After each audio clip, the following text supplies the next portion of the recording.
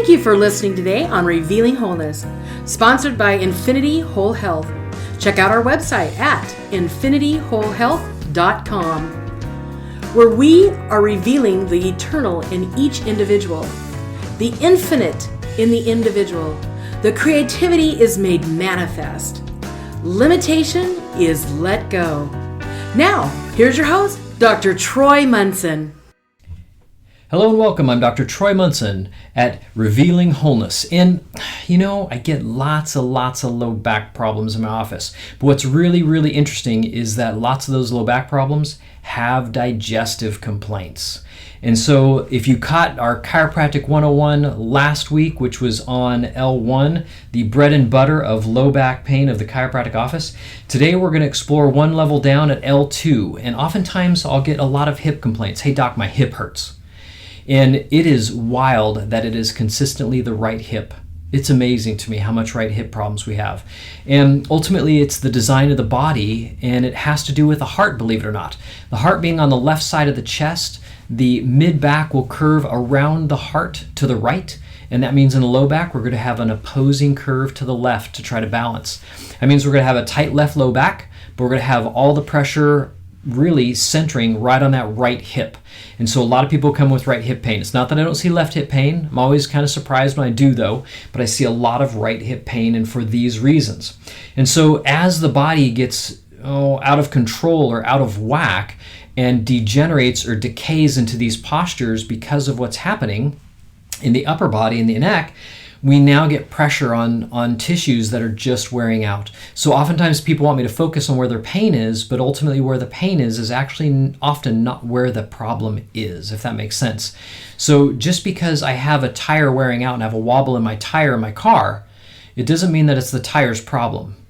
Could be that there's a universal joint problem, could be that there's a spindle problem, and there's all kinds of things. Maybe you just hit a curb too hard and now it's out of alignment, or you knocked off a weight on the tire itself and now it's wobbling and now the tire wears off incorrectly. And so we don't pick on a bad tire and say, hey, this tire wore out prematurely. Instead of at 60,000 miles, it wore out at 25,000 miles. We don't pick on the manufacturer.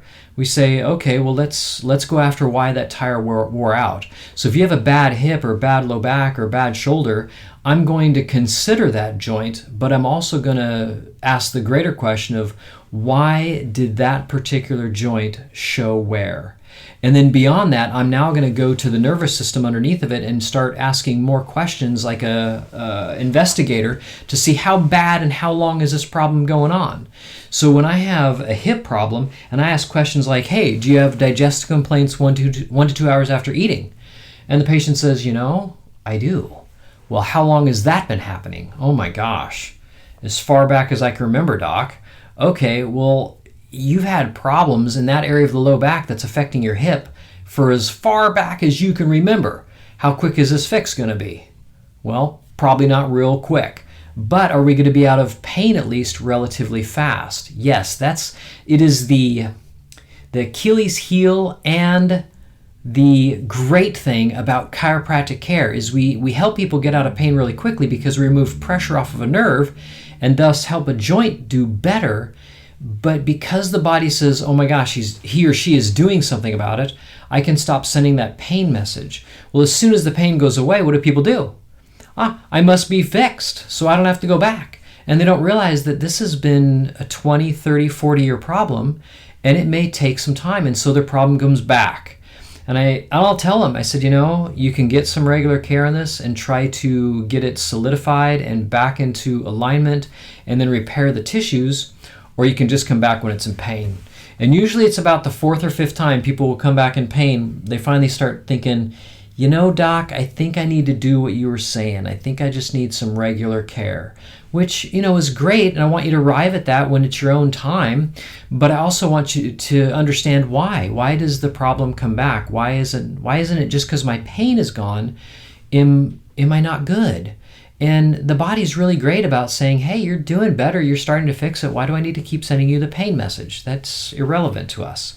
Let's move on and know that you're fixing it. But if we stop doing what started getting that problem better, we know that it's just going to revert to old patterns and those old pain patterns. So Watch out for those digestive complaints 1 to 2 hours after eating. That's very common with L2 complaints.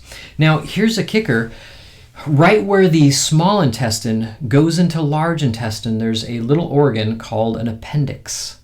And so appendicitis is something that we see frequently, and there's been a fair amount of anecdotal evidence in the past when people didn't have access to physicians and surgeons that they would be having an appendicitis and they'd go to a chiropractor and they'd actually get fixed.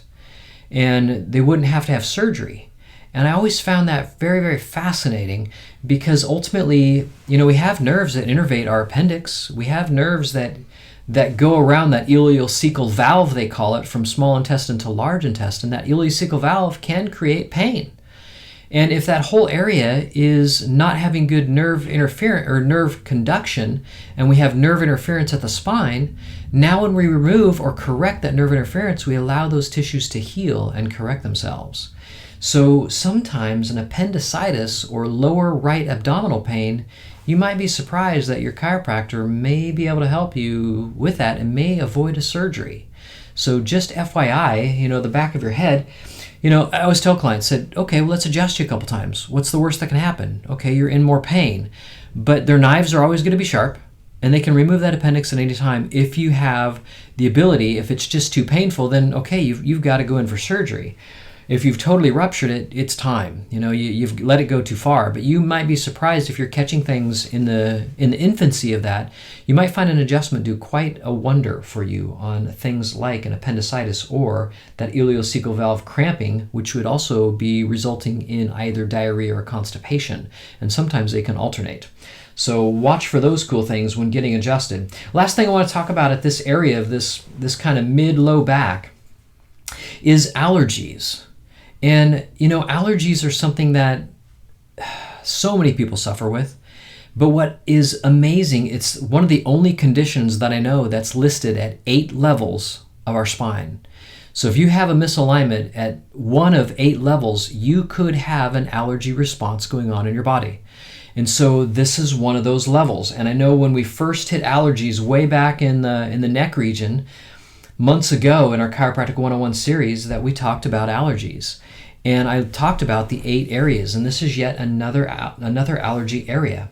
And so abdominal cramps, allergies, they can go hand in hand, but also food allergies can be way down here too. I have clients that come in with, I love to shake people's hands. And when I shake their hand, it is oftentimes, like greater than 50% of the time, their hand is clammy. And I'll ask them about it. How long's your hand been that way? Oh my gosh, my friends call me clammy hands, or whatever it is. And this is not uncommon for really gut irritation. When I'm looking at clammy hands, I'm looking directly at a food allergy, and oftentimes it's gluten intolerance. And so when I have clients remove gluten in bread and crackers and pasta for 5 days, they'll often find their hands completely change. The younger the person, the faster it will change. The shorter the problem's been there, the faster it will change. And so yet again, here's this L2 region that is really the gut. And so as we start adjusting the entire body, I do expect the body to change quite beautifully. And if we don't see some things changing like we'd expect, now we go after diet. We go after deficiencies. We go after nutrition.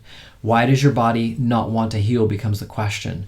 So next time that you have some hip pain, some low back pain, and your chiropractor asks you about digestive complaints, it relates, and it actually becomes pretty important to us because it helps us understand how long has this problem been here. Let's say you see a chiropractor for 4 to 6 weeks and they say your hip's doing good, your posture is back into alignment, we've strengthened some muscles, you're doing phenomenal.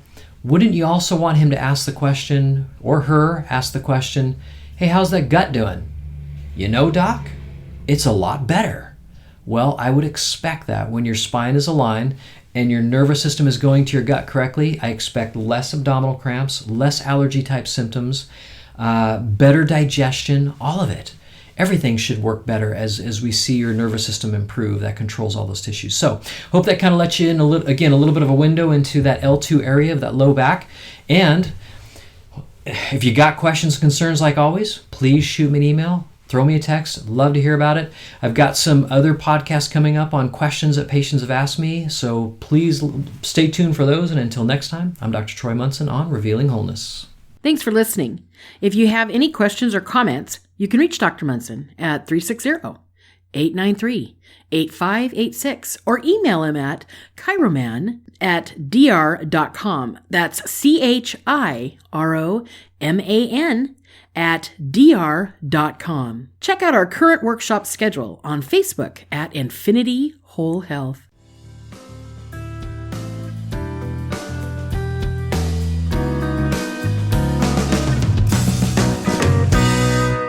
The information on this podcast from Dr. Troy Munson is meant to educate the listener on a variety of health issues. It is not meant to diagnose or treat any conditions.